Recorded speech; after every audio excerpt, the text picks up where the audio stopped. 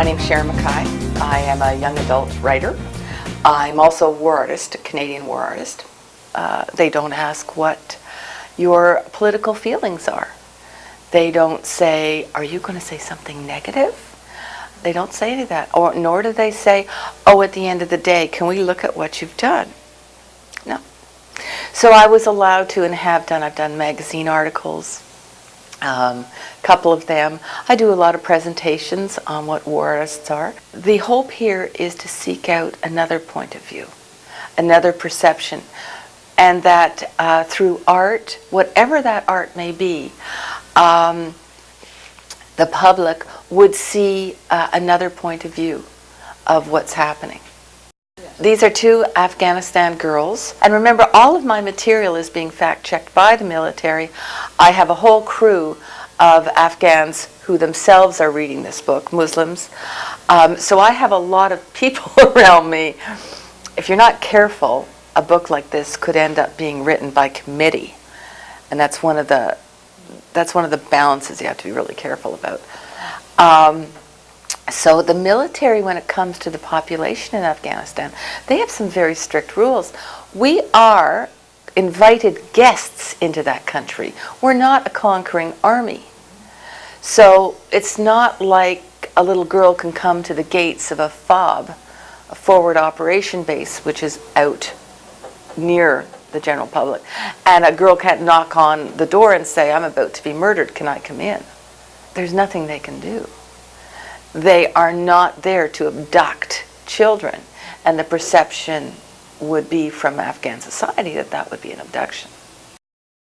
You know, I have given lectures and workshops on the difference about writing for young adults, particularly historical fiction. One of the girls who is, we will find out later who she in fact is. She's got a secret that she is revealed to her as well.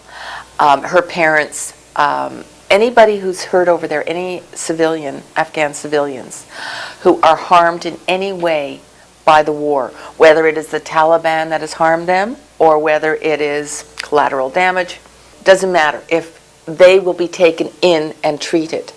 So what happens is this girl loses her parents into a forward operation base, which is a fort. To her, it's a fort. So the only way she can get to her parents is to actually storm the gates. However, she realizes while they will take her and keep her safe, the one person she loves the most in the world would not get that same security. So she makes a choice of either staying with her parents or going back out with some medication that she has stolen and help her friend. She has a plan, and that plan falls apart. Afghans don't see us as saviors. They do see us as intruders. Many of them do. Many of them see us as perhaps benign in a way, but whenever we show up, somebody gets killed, and it's usually them. So I let one of these girls voice that. She would be able to say, well, you know, I don't want to go near them. They hurt us. You know, and one of them, no, they don't. They're taking care of my parents. So you would have these two girls arguing from their own points of view. Go back to that. And you have a little girl's point of view about these foreigners. Why are they here? If they want to help us, why don't they help us from their own country? We're getting hurt.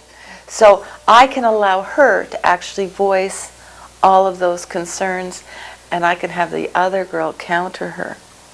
I've done 30 books, I think, in total. A lot of them are nonfiction, some adult fiction. Been in this business a long time. But the recent young adults would be Charlie Wilcox and Charlie Wilcox's Great War.